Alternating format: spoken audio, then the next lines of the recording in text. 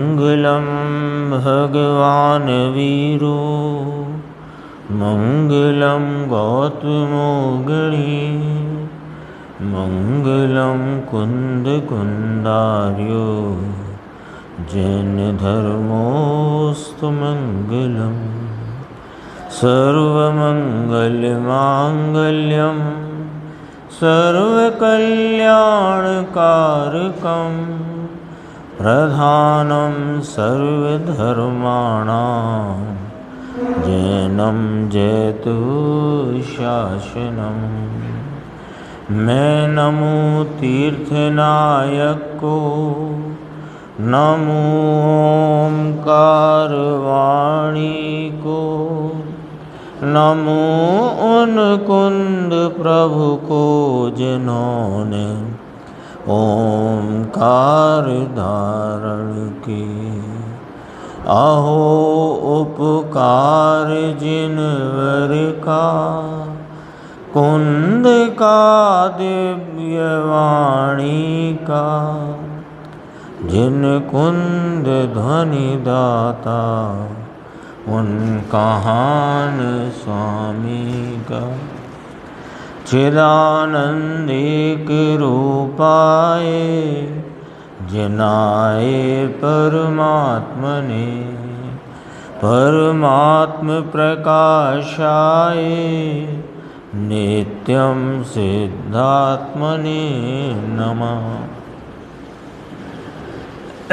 परमात्म प्रकाश जी नाम का ये अपना ग्रंथ, इसकी स्वाध्याय पूज्य गुरुदेव श्री के प्रवचन के माध्यम से अपनी चल रही है।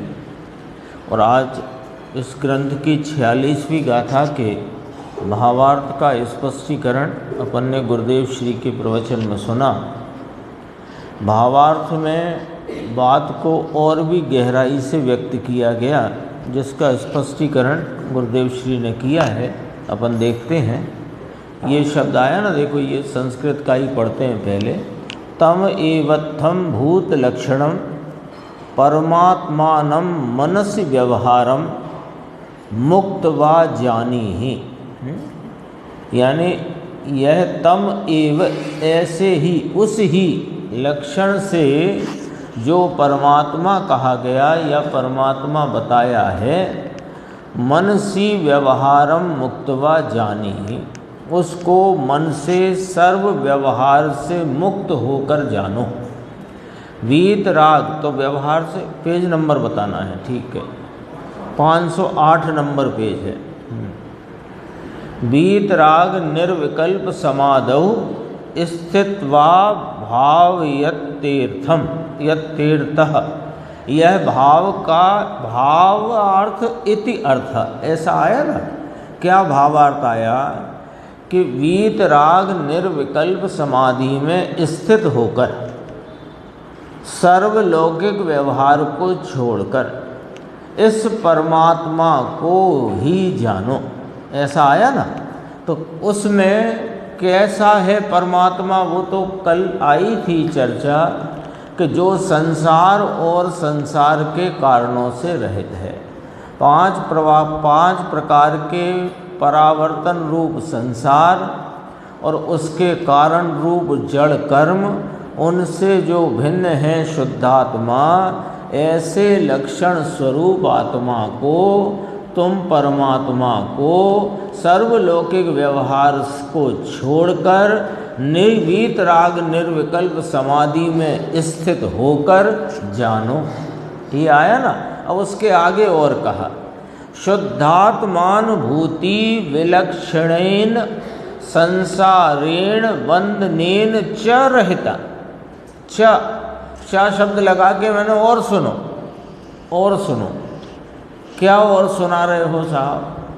कि जो शुद्धात्मानुभूति है वह भी संसार भावों से और बंध भावों से रहित है। संसार भाव और बंध भाव इस शुद्धात्मानुभूति के भाव से विलक्षण है, विरुद्ध लक्षण वाले हैं। ये लिया ना। ये बात भी कहाँ से निकल करके आती है? सूत्र में से ही आती है। सूत्र की टीका है ना, तो सूत्र में ये कहा कि जो इस लौकिक व्यवहार से जो विरुद्ध निराकुल लक्षण वाला मोक्ष, ऐसी आई थी ना बात, तो निराकुल लक्षण वाला मोक्ष माने वो पर्याय भी, तो वो मोक्ष की पर्याय किसके आलम्बन से उपजी? के शुद्धात्मा के आलम्बन। किस प्रकार के? शुद्धात्मानुभूति से। तो जो शुद्धात्मा से भिन्न है वह शुद्धात्मानुभूति में भी भिन्न ही ज्ञात हुआ। ये बात को यहाँ भावार्थ में स्पष्ट किया। अपन 509 पेज पर आते हैं और पहली पंक्ति से ही इस बात को देखते हैं। शुद्धात्मा की अनुभूति, शुद्ध पवित्र आनंद का नाद पूर्ण स्वरूप के सन्मुख में शांति और वीतरागी दशा द्वारा अनुभव में आया। वह शुद्धात्म तत्व अनादि अनंत सामान्य एक रूप सदृश रहने वाला जो परमात्म तत्व है, वह संसार भावों से और उसके कारण रूप जड़ कर्मादि से रहित है। ऐसा आत्मा शुद्ध पवित्र आनंद का नाद पूर्ण स्वरूप के सन्मुख में उपयोग की जो परिणति हुई, स्वरूप सन्मुखता में जो परिणति हुई, वह कैसी है कि शांति और वीतरागी दशा है। उस दशा में अनुभव में आया, आस्वादन में आया, संचेतन में आया, स्वाद रूप हुआ। कौन? कि वह शुद्धात्मा। कहाँ? कि उसकी अनुभूति में। तो अनुभूति भी संसार और संसार के कारणों से रहित है। ये वाली बात यहाँ रखी। देखो, उस अनुभूति से संसार के 5 बोल द्रव्य क्षेत्र काल भव भाव और 4 बंधन प्रकृति प्रदेश स्थिति अनुभाग वे अनुभूति से भिन्न है। आई बात? गुरुदेव ने याद किया था 50 से 55 गाथा 29 बोल उकरडा के, उसमें कहा कि गुण स्थान मारना स्थान मेरी अनुभूति से भिन्न है। पोतानी अनुभूति थी भिन्न छे। आया ना? तो वो उसमें ये बात भी आ गई, शुद्धात्मा की अनुभूति से ये संसार और संसार के कारण रूप भाव ये भिन्न है ना? तो वस्तु में नहीं, ऐसा पहले कहा, वस्तु में नहीं। शुद्धात्मा जो अनादि अनंत वस्तु रूप भाव है उसमें नहीं, वह संसार और बंधन शुद्धात्मा में नहीं, ऐसा पहले कहा। पहले तो ऐसा कहा। फिर गुलाट खाते हैं, गुलाट खा के वस्तु में नहीं यह बात बताई। अब गुलाट खाते हैं माने फिर कहना है कि वस्तु में है कि नहीं? नहीं, अब पर्याय में भी नहीं ये गुलाट खाते हैं। द्रव्य में तो है ही नहीं, लेकिन जो पर्याय इस द्रव्य स्वभाव के आलम्बन को लेकर आलम्बन में वर्तती, जो इसके अनुभव रूप भाव से परिणमित हुई, उस अनुभूति में भी ये संसार नहीं और संसार के कारण रूप जड़ द्रव्य कर्म नहीं है ना? उसी बात को और इसमें गहराई से रखा। देखो, पहले ये ना क्या कहा, ये पहले क्या कहा था? देखो, पहले तो कहा कि नित्यानंद प्रभु शुद्ध चैतन्य घन जो ध्रुव परम पारिणामिक भाव, उसमें संसार और बंधन का अभाव है। अपन ने देखा था 4 भावों से भिन्न है वो। बाद में कहा कि जो वस्तु त्रिकाली है उसकी अनुभूति से बेभिन्न है, स्वभाव से भिन्न है, परंतु स्वभाव से तो भिन्न है ही। यानी इस चैतन्य भगवान की परिणति में रागादि भाव, संसार भाव और उनके निमित्त में रहे जड़ कर्म आदि, तो इसकी परिणति में संसार रूपी राग द्वेष मोह के भाव भले हों, तब भी वह वस्तु तो उससे भिन्न है। पहले ये बात रखी। और ऐसी शुद्ध स्वरूप वस्तु का जिस पर्याय ने आलम्बन लिया, उस पर्याय में भी वो संसार और संसार के कारण रूप भाव नहीं है, मेरी अनुभूति से भिन्न है। ये वाली बात है। देखो, जो वस्तु त्रिकाली है उसकी अनुभूति से विभिन्न है, स्वभाव से भिन्न है, परंतु उसकी अनुभूति से भी भिन्न है। अरे अरे, ऐसा कठिन काम, व्यापारी को फुर्सत नहीं मिलती, पूरे दिन पाप के धंधे, या कमाना खाना पीना और उसमें 5-50 लाख रुपए हो जाएं और लड़के अच्छे पके हों तो मानो हम बढ़ गए। धूल में भी नहीं बढ़े, सुनो ना बढ़ गए पाप में, पाप में बढ़ गए, चढ़ गए। देखो, फिर नीचे कहा स्वभाव से तो भिन्न ही है, ये बात तो पहले ही आ गई थी। तो कहा पहले स्वभाव से भिन्न कहा, अब अनुभूति से भी भिन्न का, इसमें रहस्य क्या, इसका मर्म क्या, वो देखो। आपको तो कहने से ऐसे भी कह दिया, ऐसा भी कह दिया, पर कोई उसमें मर्म है, उसके अंदर कोई खास बात है, इसलिए कहा। देखो, परंतु वह भिन्न किसने अनुभव किया? यह शुद्धात्मा तो अनादि अनंत, तुम इसका अनुभव करो तो और ना करो तो, और पाप में पड़े रहो तो और पुण्य में लिप्त रहो तो, लेकिन यह तो संसार रूपी भावों से और उसके निमित्त रूप जड़ कर्मों से सदा भिन्न स्वरूप ही है। लेकिन ये ज्ञात किसको हुआ कि ये भिन्न है? शास्त्र ने कहा इसलिए भिन्न है कि ना, शास्त्र ने कहा तो मुझको बोध हुआ कि ये भिन्न है, और वैसा मैंने अनुभव किया तो मेरी अनुभूति से भी वह भिन्न है। जो गुरुदेव ने लिया था 5वीं गाथा को, थोड़ा विस्तार से लिया था, है ना, मैं एकत्व विभक्त आत्मा को दिखाऊंगा, तो यदि दिखाऊं तो तुम अनुभव से प्रमाण करना, धारणा में मत रखना। ज्ञान और राग भिन्न है, ये बात सुनते सुनते हम लोगों को वर्षों हो गए होंगे, लेकिन ज्ञान और राग की भिन्नता का भान होकर ज्ञान राग से भिन्न ज्ञान स्वभाव की जो अनुभूति है, वो अनुभूति स्वयं पुकारती है कि मैं राग आदि से भिन्न हूँ। ये वाला पॉइंट है।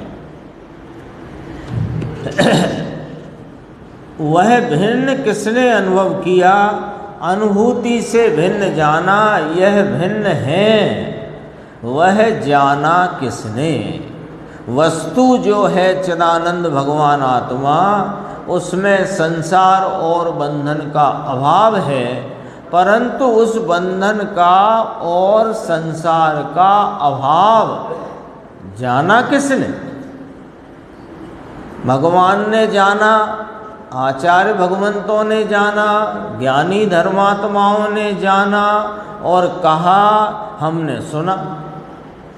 तो सुनकर उनके कहे से जानते हो कि अनुभव करके अपने को रागादि और रागादि के कारणों से भिन्न जानते हो।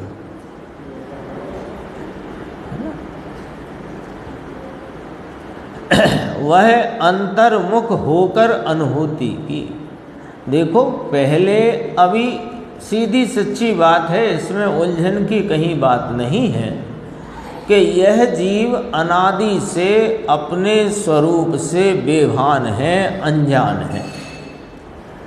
तो इसको इसका जो स्वरूप है, मूल स्वरूप है, इसका जो असल स्वभाव है, वो कौन बताएगा? कि जो इस स्वरूप को प्रत्यक्ष जानते हैं और अनुभव से जानते हैं, वे बताएंगे तो सुनना, सुनकर उसका युक्ति से, न्याय के अवलंबन से निर्णय करना। तो निर्णय कर लेने से आत्मा राग से भिन्न अनुभव में आता है कि नहीं? निर्णय जो तुमने किया उस निर्णय को सच्चा नाम ही तब मिलता है जब जैसा निर्णय है वैसा अनुभूति में आकर के अंदर से अनुभव की और प्रतीति की मोहर लगे तो वह निर्णय सच्चा कहलाता है। चाहे वह क्रमबद्ध पर्याय का निर्णय हो, चाहे आत्मा और राग की भिन्नता का निर्णय हो, चाहे इस त्रिकाली गायक भाव के सामान्य स्वरूपता का निर्णय हो, चाहे पर्यायों की विविध रूपता का निर्णय हो, सारा निर्णय अपने ज्ञान स्वभाव की प्रतीति और अनुभव की मोहर छाप लगे तो वह निर्णय सच्चा कहलाता है। देखो, उसने जाना कि वह अनुभूति से भिन्न है। दिगंबर संतों की वाणी तो देखो, रामबाण है। रामबाण एक शब्द है, हाँ, अच्युत है ना, उपमा है रामबाण की। यानी राम ने बाण छोड़ा तो वो लक्ष्य को भेदे ही भेदे, लक्ष्य को भेदे बिना रहे नहीं, तो उसका नाम रखा रामबाण। और इसका प्रयोग, इस उपमा का प्रयोग इसमें औषधि शास्त्र में ज़्यादा होता है ना। अरे ये दवाई तो रामबाण है ना। तो यहाँ कहते हैं ये तो अपने स्वरूप के अनुभव की, आत्म कल्याण की बात चलती है। तो आत्म कल्याण में यह दिगंबर संतों की वाणी रामबाण है, चूकेगी नहीं। जैसा वे कहते हैं वैसा अपनी बुद्धि से, युक्ति से निर्णय करे और उस निर्णय का अनुसरण करे और इसको अनुभव न हो सके, आत्मा के अतीन्द्रिय आनंद का स्वाद न आ सके, ऐसा 3 काल 3 लोक में होता है। रामबाण है, ये रामबाण का अर्थ है। जगत को पचना कठिन पड़े, क्यों? जगत राग का रसिया, आज का के अनादि का। जहाँ राग का पोषण होता दिखे, हाँ देखो कितनी अच्छी बात आज आई जिनवाणी में। राग का पोषण है नहीं जिनवाणी में, वो करता है। वह वीतरागता को दिग्दर्शित कराने वाले साधकों की भूमिका के राग की जब चर्चा जिनवाणी में आए तो ये गदगद हो जाता है। और जब मूल तत्व की बात आए तो कहता वही एक आत्मा, आत्मा, आत्मा। तो ये तेरी रुचि का परिचायक है भैया, तेरा रस किधर को दौड़ रहा है। ऐसी, यानी गुरुदेव ने तो इसी में आज ही कहा, एक गाथा, एक श्लोक कान में पड़े, जगत का सबसे भाग्यशाली व्यक्ति है वो। कान में पड़ जाए एक गाथा, एक श्लोक, और उसका भाव समझ जाए तो महाभाग्यशाली, और समझकर परिणमन कर ले तो महान भाग्यशाली। अरे अब उसे भाग्यशाली भी क्या कहना, वह तो भावी का सिद्ध हो जाए। भाग्यशाली भी अब क्या कहना, अब भाग्यशाली शब्द भी उसके लिए नहीं है। दरअसल में अब तो वो भावी का सिद्ध है। ये मार्ग तो ये है, तुझे जचे ना जचे तेरी तू जान। 511 पेज पे थोड़ा सा अपन देखते हैं। देखो, राग का संबंध हो तो पर्याय के साथ संबंध है। राग माने संसार। संसार किसे कहते हैं? संसार मोह राग देश के जीव के संसरित परिणाम को संसार कहते हैं। तो संसार कहो कि राग कहो, उसका संबंध तो पर्याय के साथ संबंध है। जीव की एक समय की उत्पन्न विनष्ट होती पर्याय के साथ उस संसरित भाव का, उस मोह राग देश भाव का संबंध है। और राग के साथ प्रकृति प्रदेश स्थिति अनुभाग वाले जड़ कर्म का निमित्त नैमित्तिक बना है। यह राग का संबंध जीव का पर्याय से और जड़ कर्म का निमित्त रूप संबंध जीव की पर्याय से। राग का भाव वो जीव की पर्याय से संबंधित और जीव की पर्याय में निमित्त नैमित्तिकपना द्रव्य कर्म का, तो द्रव्य कर्म का संबंध निमित्त रूप से जीव की पर्याय से। दो बातें इसमें ध्यान रखना, बहुत गजब बात है। जीव त्रिकाली एक रूप सामान सदृश ध्रुव स्वरूप, उसकी प्रति समय उत्पन्न विनष्ट होती पर्याय, उसमें हो रहा है संसार का परिणाम, यानी मोह राग देश का परिणाम। तो मोह राग देश का संबंध किससे?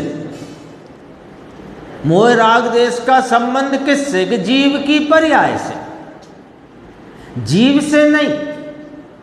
जो अपना त्रिकाली ध्रुव स्वरूप सामान्य सदृश एक रूप ज्ञानानंद चिदानंद स्वरूप अपना यह चैतन्य भगवान, इससे राग संसार का संबंध नहीं।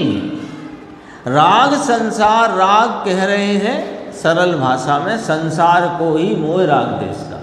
तो मोह राग देश का संबंध किससे? जीव वस्तु से, एक जीव की पर्याय से। पक्का? अच्छा। और ये जो जड़ कर्म हैं, जो प्रकृति प्रदेश स्थिति अनुभाग रूप परिणमित होकर सत्ता में रहे हैं अथवा उदय रूप भाव से परिणमते हैं, उनका संबंध किससे? कि उनका संबंध निमित्त रूप से जीव की पर्याय से, जीव से नहीं, है ना। अपना त्रिकाली एक रूप शुद्ध चिदानंद ज्ञायक भगवान अकृत्रिम ऐसे का ऐसा रहने वाला, उसका संबंध मोह राग देश से नहीं, और उसका संबंध मोह राग देश में निमित्त पड़ते जड़ कर्मों से नहीं। तो ये तो सुरक्षित रह गया, ये तो सुरक्षित रह गया। कब से? अनादि से। तो फिर क्यों नहीं मालूम पड़ा कि तुम्हें भान नहीं था? भान करो अभी के अभी, अभी रागादि से भिन्न अपने चैतन्य भगवान का अनुभव करो, तो तुम्हें उस अनुभूति में राग ही नहीं दिखेगा, संसार दिखेगा ही नहीं। तीन बोल आते हैं ना, सदा काल साथ रहता नहीं, रागादि भाव जीव के साथ सदा काल रहता नहीं, और उसमें चैतन्य के का नूर का अंश नहीं। और जब इस चैतन्य भगवान को देखता हूँ तो उसमें दिखाई देता है। संसार देखो, वह सब द्रव्य स्वभाव में नहीं, वे संसार के 5 प्रकार द्रव्य क्षेत्र काल भव भाव, इस भव का जिसमें अभाव है, संसार का अभाव कहना है ना। यहाँ परमात्मा का लक्षण संसार के अभाव रूपता से कहा गया है। तो कहते हैं कि भगवान आत्मा चिदानंद नित्यानंद प्रभु में भव का अभाव है, और भव के कारण रूप प्रकृति नाम जड़ कर्म, उसका अभाव है। परंतु किसे? पॉइंट ये है, भगवान ने अपनी दिव्य ध्वनि में कहा, आचार्य भगवंतों ने सर्वज्ञ की परंपरा में सूत्रों में इसकी गाथाओं में रचना की इसी बात की। ज्ञानी धर्मात्माओं ने अपने स्पष्टीकरण में इन सब बातों को बताया। फिर तुम्हें यह रागादि संसार भाव और जड़ कर्म तुम्हें न्यारे दिखे कि नहीं? कि जब तक दिखे नहीं तब तक न्यारे हुए नहीं हैं, लेकिन तुम्हें न हुए। तो किसे हुए? कि जिसने उसे अनुभव किया उसको। इसलिए गुरुदेव ने आज याद किया था, है ना, ये यत्त विहत्तम दाहे हम अपनों स विहवेण, है ना, जदि दाए ये लिया था ना यदि दाएज प्रमाणम। देखो अपन आगे चलते हैं, 514 पेज।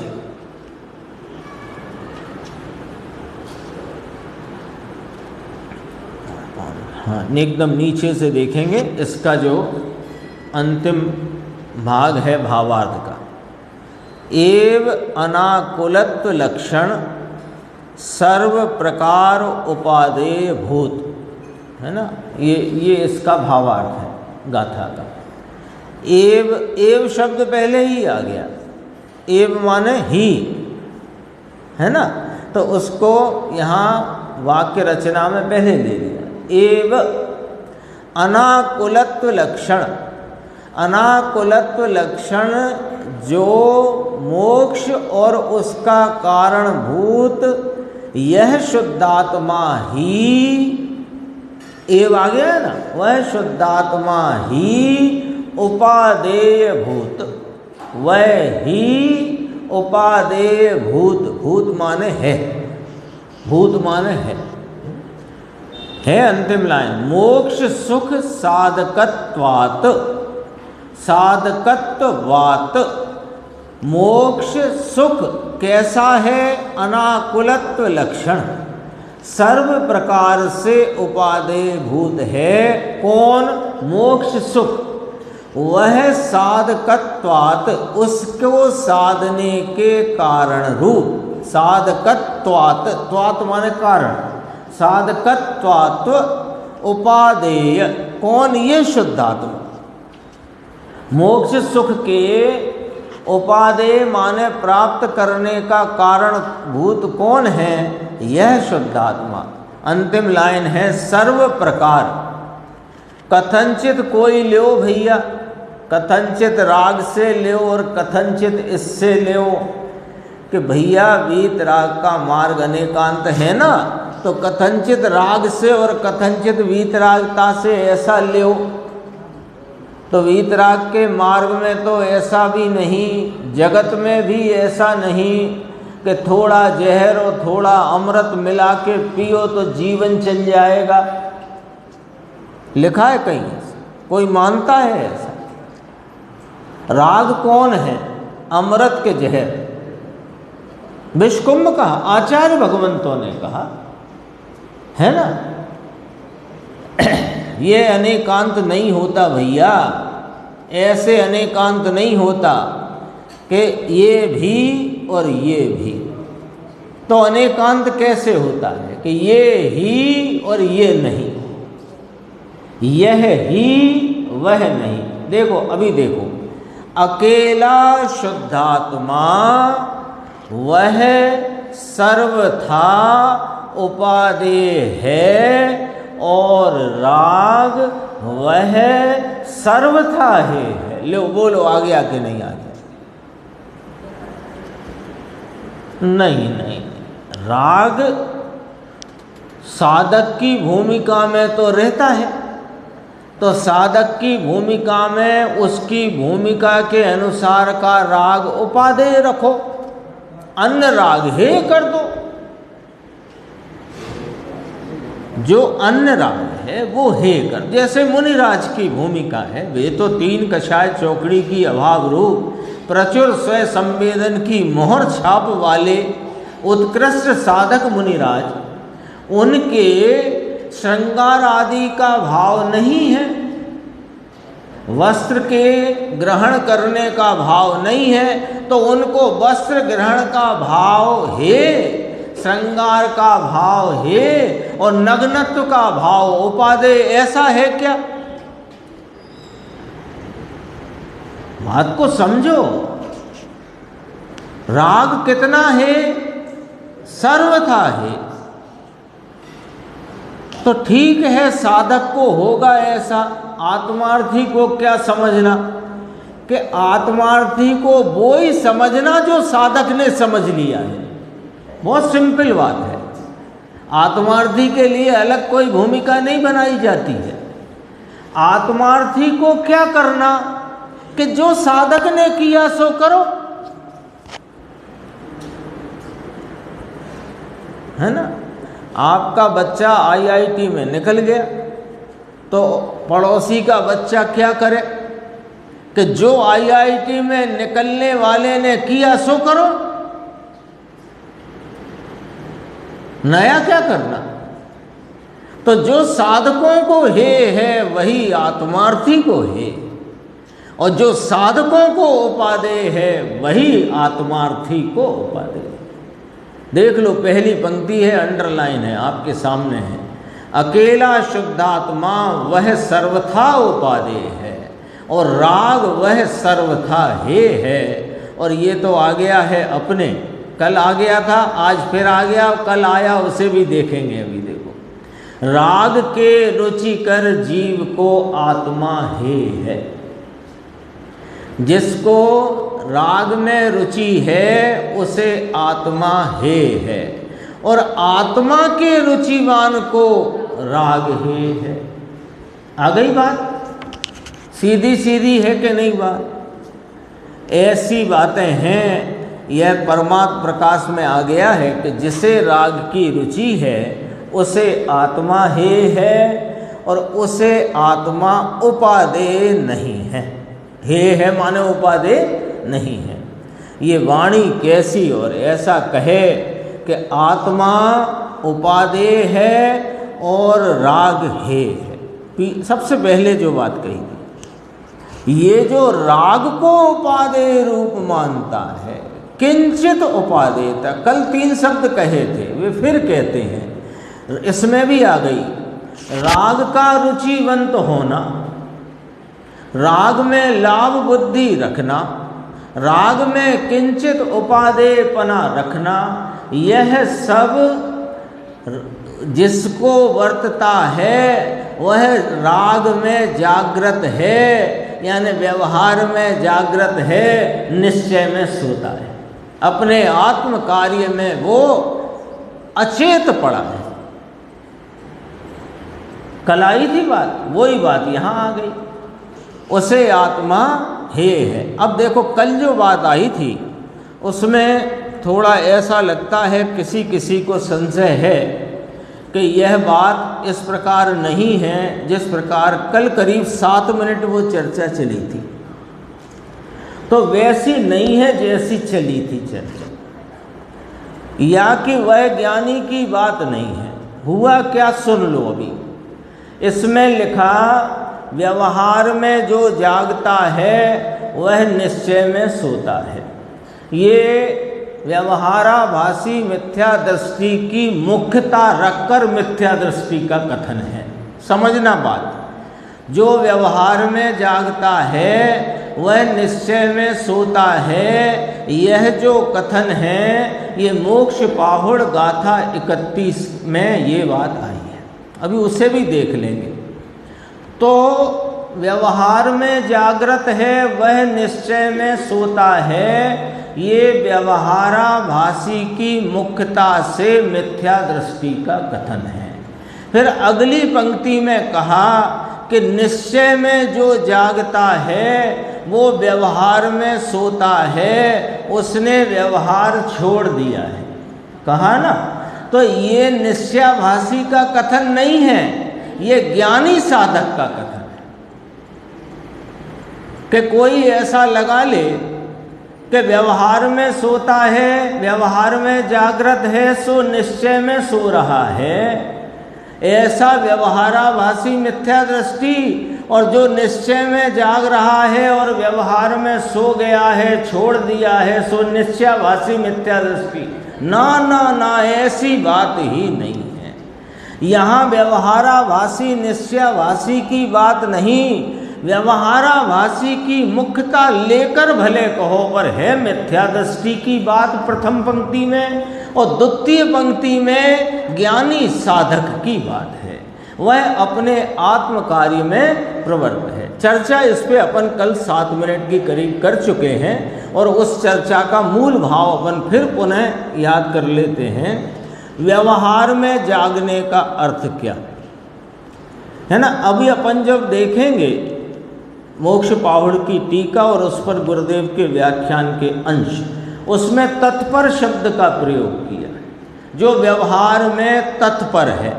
तत्पर का अर्थ है रुचिवंत, लाभ बुद्धि, उसमें उपादेयता, एक ही बात है। तो यहाँ कहा है कि व्यवहार में जागता है, वह निश्चय में सोता है, माने आत्म कार्य करने में असमर्थ है। और जो स्वरूप में, कल अपन ने निश्चय की भी व्याख्या की थी, शुद्ध चिदानंद एक रूप ज्ञान स्वरूपी सामान्य ध्रुव, जो अपना टंकोत कीर्ण ज्ञायक भाव है, वह निश्चय का विषय है। उसमें जो जागृत है, उसकी उपादेयता में है, उसका रुचिवान है, उसने व्यवहार छोड़ दिया है। छोड़ दिया है का अर्थ आता तो है, हाँ, क्योंकि अपन ने कल भी याद की थी बात इस प्रकार कही गई आगम में कि लो व्यवहार तो जब निश्चय का स्वरूप का भान हुआ, निश्चय मोक्ष मार्ग प्रकट हुआ, तब तो व्यवहार का जन्म हुआ और आप कह रहे छोड़ दिया। अरे जन्म हुआ ये तो उसको इस प्रकार के रागादि भाव आ पड़ते हैं, उसका ज्ञान कराया है। और छोड़ दिया का अर्थ क्या समझना निर्देश भाई, कि उसने स्वामित्व छोड़ दिया है, एकत्व तोड़ दिया है, कर्तृत्वपना छोड़ दिया है, कर्तव्य छोड़ दिया है। इसका माने उसने व्यवहार छोड़ दिया है। अब अपन देख लेते हैं 31 नंबर की गाथा है, अष्टबाहुड़ है। देखो आगे कहते हैं कि जो व्यवहार में तत्पर है उसके यह ध्यान माने धर्म ध्यान नहीं होता है। ध्यान का अर्थ यहाँ धर्म ध्यान ही है ना। जो सुत्तो व्यवहारे सो जोई जग गए सकज्जमी, जो जगदि व्यवहारे सो सुत्तो अपनो कज्जे, अपने कार्य में सो रहा है ना। अपन ने जो पढ़ा अभी गुरुदेव ने वहाँ पर लिया, लौकिक व्यवहार को छोड़कर वीतराग निर्विकल्प समाधि द्वारा इस शुद्धात्मा को ही जानो, आया था ना। तो वहाँ पहले लिया दूसरी लाइन और बाद में ली पहली लाइन। सूत्रकार आचार्य कुंद देव यहाँ पर 31 नंबर गाथा में पहले कहते हैं कि जो व्यवहार में सोए पड़े हैं वे योगी जागृति स्वय कार्य, इसमें पढ़ लो, जो सुत्तो व्यवहारे सो जोई जग गए सकज्जमी, जो जगदि व्यवहारे सो सुत्तो अपनो कज्जे, अपने कार्य में वह सो रहा है। अन्वय अर्थ देख ले। अर्थ, जो योगी ध्यानी मुनि व्यवहार में सोता है वह अपने स्वरूप के कार्य में जागता है। स्वरूप का कार्य क्या है? स्वरूप का कार्य स्वरूप की अनुभूति, अतीन्द्रिय आनंद का रसपान, स्वरूप का संचेतन, वीतरागता, संवर निर्जरा। देखो, और जो व्यवहार में जागता है वह अपने आत्म कार्य में सोता है। भावार्थ, मुनि की अपेक्षा है ना अष्टबाहुड़ में चर्चा, तो मुनि के संसारी व्यवहार तो कुछ है नहीं। संसारी व्यवहार माने लौकिक व्यवहार, ये मेरा भाई, ये मेरा पिता, ये मेरे पुत्र, मेरे गृहस्थ जीवन के पिता, ऐसा भी नहीं रहता मुनि को। तेरा गृहस्थ जीवन ही न रहा, याद क्या करना। तो संसारी व्यवहार तो कुछ है नहीं, और यदि है तो फिर मुनि कैसा। फिर आगे फिर और क्या लिखा, वह तो पाखंडी है। धर्म का व्यवहार क्या होता है वो सुनो। संग में रहना, संग होता है ना, संग में रहना, महाव्रतादिक पालना, ऐसे व्यवहार में भी तत्पर नहीं है। तत्पर नहीं है का अर्थ क्या निकला? रुचिवंत नहीं है, लाभ बुद्धि नहीं है, उपादेय रूपता नहीं। आ गया? तत्पर नहीं है। सब प्रवृत्तियों की निवृत्ति करके ध्यान करता है वह योगी व्यवहार में सोता हुआ कहलाता है। और अपने आत्म स्वरूप में लीन होकर स्वरूप को देखता है, जानता है, वह अपने आत्म कार्य में जागृत है, लीन है, तत्पर है, प्रवृत्त है। परंतु जो इस व्यवहार में तत्पर है, अब यहाँ कौन सा व्यवहार लेंगे? वो जो संसारी व्यवहार का तो यहाँ निषेध ही कर दिया, उसकी तो बात ही नहीं है ना। जब धर्म सभा में राग के त्याग की बात करें तो कोई कहे कि पाप कार्यों के त्याग की बात चलती है कि अरे ये तो यहाँ बात करने की बात ही नहीं। धर्म सभा में तो राग छोड़ने का अर्थ स्वराग छोड़ने की बात होती है। ऐसे ही जब यहाँ कहा मुनिराज के व्यवहार को छोड़ते हैं, तत्पर नहीं है, तो कौन से व्यवहार में तत्पर नहीं है? कि संग में रहकर संगस्थ मुनिराजों के साथ का व्यवहार, महाव्रत आदि 28 मूल गुण का व्यवहार, उसमें तत्पर नहीं।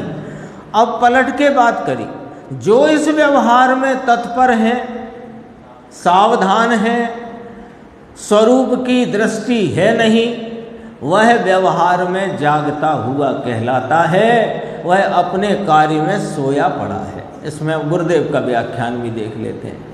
जो व्यवहार में सोता है वह अपने स्वरूप के काम में जागता है, अर्थात धर्मात्मा को, आ गया शब्द, किसकी बात है? धर्मात्मा को लौकिक व्यवहार तो होता नहीं, मात्र धर्म का व्यवहार जो पंच महाव्रत का पालन, या मुनि की मुख्यता है, अष्टपाहुड़ है ना ये, धर्म का व्यवहार जो पंच महाव्रत का पालन, संग में रहकर विनय आदि का करना, विनय आदि होती है ना संगस्थ मुनिराजों आचार्यों के प्रति, ऐसा जो संग का व्यवहार है वह भी विकल्प है और राग है, मोक्ष का कारण तो वह नहीं है। आगे कहा वह कोई विकल्प, वह कारण नहीं है। ये कौन के जो व्यवहार में सोते हैं वे आत्म कार्य में, वे धर्मात्मा ज्ञानी साधक जागते हैं। आगे और देख लो जरा। तो फिर मुमुक्षु ने कहा अपने स्वभाव में तत्पर है कि हाँ, पंच महाव्रत के विकल्प, वैयाव्रत, विनय, संग का व्यवहार जो शास्त्र में कहा उसमें ये विकल्प आता है, उसमें तत्पर नहीं। तत्परता समझ में आ गई? तत्परता, वही तीन बातें, तत्परता के 3 लक्षण निकाल, रुचि, लाभ बुद्धि, उपादेयपना, तत्परता का लक्षण। क्योंकि वह तो राग है, बंध का कारण है, मोक्ष के मार्गी तो स्वभाव में तत्पर है, स्वभाव के रुचिवान हैं, स्वभाव में से लाभ प्राप्त कर रहे हैं और स्वभाव ही उनको उपादेय है। बहुत सूक्ष्म बात है। फिर नीचे देख लो, जो धर्मात्मा पंच महाव्रत के विकल्प, 28 मूल गुण के विकल्प, विनय, वैयाव्रत आदि, उसकी जिसे तत्परता नहीं, धर्मात्मा कहा ना, तो किसकी तत्परता नहीं? 5 महाव्रत के विकल्प, 28 मूल गुण, 5 समिति, 5 क्या ना, 5 महाव्रत, 5 समिति, 3 गुप्ती, ऐसे 13 प्रकार का चारित्र, उसमें तत्पर नहीं। वह विकल्प है, राग है, पुण्य बंध का कारण है, वह कोई मोक्ष का मार्ग नहीं है। मुमुक्षु ने कहा संबर निर्जरा नहीं कहेंगे साहब मुनिराज के इन विकल्पों को, कि संवर निर्जरा नहीं परंतु बंध का मार्ग है। ऐसी बात है, बीच में आता अवश्य है, परंतु उसमें धर्मात्मा साधक जागता नहीं, सोता है। आ गई बात स्पष्ट। और भी बहुत सारी बात है, जहाँ तक पढ़ो तो गुरुदेव की तो बहुत इसमें स्पष्टता आ जाती है। और ये लाइन और पढ़ लेते हैं। और जो व्यवहार में जागता है, अज्ञानी, मिथ्या दृष्टि, व्यवहार में जो जाग रहा है वो कौन है? अज्ञानी है, मिथ्या दृष्टि है, वह अपने आत्म कार्य में सोता है। यानी जो कोई पंच महाव्रत 28 मूल गुण राग में तत्पर है, उसमें लीन है, रुचिवंत है, लाभ बुद्धि वाला है, उसमें उपादेयता लेकर पड़ा हुआ है, वह आत्मा के स्वभाव में सोता है। आत्मा के स्वभाव की जागृति की उसे खबर नहीं है। पंच महाव्रत, 28 मूल गुण, 12 व्रत, वैया व्रत, सेवा, विनय, इन सब विकल्पों में जो जागृत है उसमें लीन है, वह आत्मा के स्वभाव कार्य में सोता है। ये वाली चर्चा कल भी आई थी, आज भी वह हेता और उपादेयता के संदर्भ से आई, और इसका स्पष्टीकरण भी अपन ने अष्टपाहुड़ से भी देख लिया। अब अपन ज्ञान गोष्ठी में आते हैं।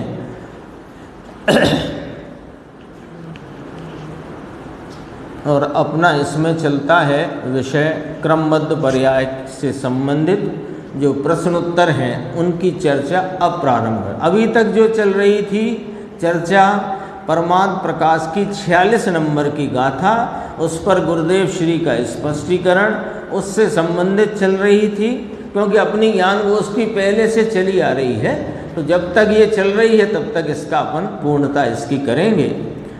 564 नंबर का प्रश्न, क्या क्रमबद्ध पर्याय द्रव्य में गुंथित ही है? गुंथित शब्द है ना, कोई घबराने की जरूरत नहीं, गुथी हुई है। तो क्रमबद्ध पर्याय द्रव्य में गुथी ही है क्या, ऐसा प्रश्न किया। क्योंकि आपने कहा प्रत्येक द्रव्य का वर्तमान परिणाम वही होता है जो उसके उस काल में होना है, वही होता है। तो ये कल आया था ना, क्रम और नियत का अर्थ बताइए। तो क्रम माने क्रमशः, नियत माने निश्चित। तो निश्चित माने अपने स्वकाल में जो पर्याय होनी है उस काल में वही पर्याय होती है, इसका नाम क्रमबद्ध पर्याय। तो ये पर्याय क्या द्रव्य में गुथी पड़ी है क्या साहिब, ऐसा पूछा है। जवाब देखना और समझना कि हाँ, क्रमबद्ध पर्याय द्रव्य में गुथित हुई ही है। अब समझो पूरी बात, पर्याय गुथी पड़ी है ये नहीं समझना। पर्यायों के व्यक्तता की, पर्याय व्यक्त भाव से कहते हैं ना, तो पर्यायों में जो जिस रूप व्यक्तता का भाव होना है वैसी योग्यता वह द्रव्य में गुथित, खचित, उत्कीर्ण, जमी हुई, रखी हुई है। योग्यता, पर्याय नहीं। पर्याय तो वर्तमान में जो प्रकट हो उसे कहते हैं, पर वे पर्याय व्यक्तता वाले वर्तमान भाव जिस समय में जो होना है ऐसी योग्यता वस्तु में गुथित पड़ी है, खचित पड़ी है। जो हो चुकी वे भी अपनी योग्यता प्रमाण में स्वकाल में हुई थी, जो हो रही है वह भी योग्यता प्रमाण माने जो पर्याय होनी है वही हुई है वर्तमान, और जो आगे भविष्य में अनंत काल तक होंगी वे भी अपने स्वकाल में स्वयं योग्यता प्रमाण भविष्य में वह पर्याय जब उनका वर्तमान होगा तब वे पर्याय रूप से व्यक्त होती हैं। पर्याय वर्तमान को कहते हैं, और ऐसी पर्याय जो अनादि अनंत रहे द्रव्य के परिणमन भाव में परिणम गई है और परिणमेगी, उनकी योग्यता वस्तु में खचित पड़ी है। ये बात हुई है ना। अब देखो, और ऐसी खचित योग्यता, ऐसी गुथित योग्यता को सर्वज्ञ प्रत्यक्ष जानते हैं। अब जरा इसको समझना, यहाँ से समझेंगे तो अगले प्रश्न में एकदम सारांश इसका अगले प्रश्न का अपने को स्पष्ट होगा। ये पॉइंट समझना है। अभी अपन ने क्या गुथित है पहले इतना स्पष्ट कर लो, भले वो प्रश्न अपन कर लेंगे समय नहीं हैगा तो, लेकिन ये तो समझ लें एक क्रमबद्ध पर्याय द्रव्य में गुथित है, इसका मतलब क्या? पर्याय खची हुई है ऐसे नहीं, ऐसे नहीं। पर्याय तो पर्याय नाम तब पाती है जब वह वर्तमान भाव में व्यक्तता को प्राप्त होती है। ठीक? अच्छा, तो ये जो योग्यताएं खचित पड़ी हैं, तो वे जो योग्यता रूप भाव हैं, वे द्रव्य में जो भूतकाल में पर्याय उत्पन्न होकर विनष्ट हो गई हैं, उनकी योग्यता रूप भाव द्रव्य में गुथित है। और जो भविष्य में होंगी, वे योग्यता रूप भाव भी द्रव्य में गुथित हैं, खचित हैं।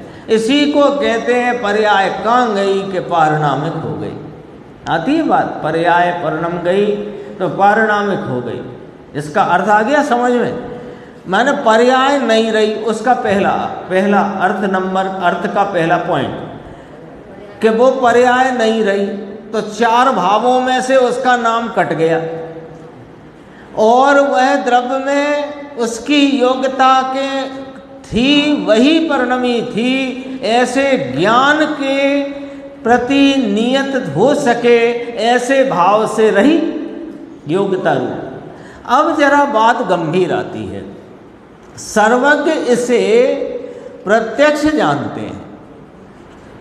देखो, सर्वज्ञ भगवान द्रव्य में जो पर्याय उत्पन्न होकर विनष्ट हो गई, जो वर्तमान में पर्याय रूप व्यक्त है और जो भविष्य में उत्पन्न होंगी, जिन्हें अनुत्पन्न पर्याय कहा, एक तरह से उत्पन्न होंगी, वे पर्याय दरअसल में द्रव्य की सत्ता के तरफ से देखा जाए तो वे भूत की और भविष्य की पर्यायें वे वास्तव में योग्यता रूप ही हैं, सतरूप नहीं।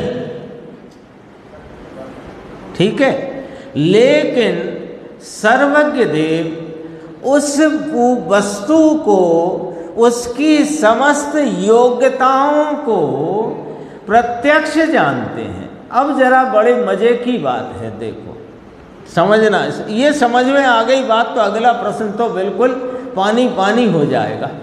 देखो, योग्यता को प्रत्यक्ष जानते हैं का अर्थ समझना कि है तो योग्यता रूप, ऐसा ही जानते हैं, लेकिन जिस योग्यता में वह परिणमी थी, उस परिणमन को प्रत्यक्ष जानते हैं। और भविष्य में भी जो पर्याय होनी है, ऐसी जो भविष्य की पर्याय की योग्यता, उस योग्यता को योग्यता रूप तो जानते हैं, लेकिन जिस योग्यता से उसका व्यक्तता होगी, उस व्यक्तता को प्रत्यक्ष जानते हैं। ये उनके ज्ञान की दिव्यता है। ये चर्चा प्रवचन सार 36, 37, 38, 39 इन गाथाओं का क्रम है, उसमें बहुत विस्तार से आई, पकड़ में आई बात क्या कहना चाहते हैं। जैसे उदाहरण देते हैं, जैसे ये एक इधर अपन ने 3 फुट की पट्टी खींची, वो 3 फुट की पट्टी सिनेमा है पूरा, तो 3 फुट की पट्टी की सिनेमा की रील है। ठीक है? उसमें एक इतना 1 inch by 1 inch by 1 inch by 1 inch by के वे नेगेटिव्स होते हैं ना, होते हैं कि नहीं होते? तो हर नेगेटिव में अलग दृश्य है कि नहीं है? अच्छा, अब प्रोजेक्टर चल रहा है, तो प्रोजेक्टर में क्या दिखता है अपने को?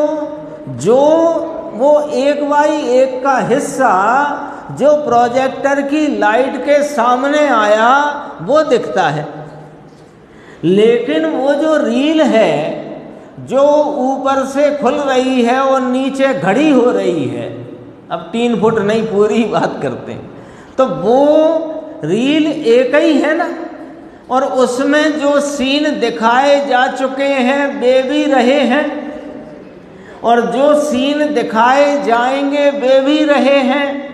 लेकिन सीन कौन सा है कि जो प्रोजेक्टर के सामने है वही है, उसको सीन कहेंगे, बाकी को तो रील कहेंगे।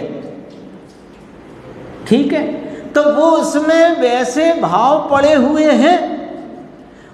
अब केवली परमात्मा का ज्ञान का प्रोजेक्टर ऐसा है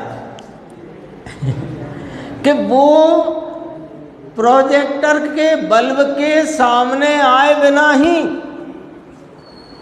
उस घड़ी करी कराई फिल्म के सब सीन जान लेते हैं।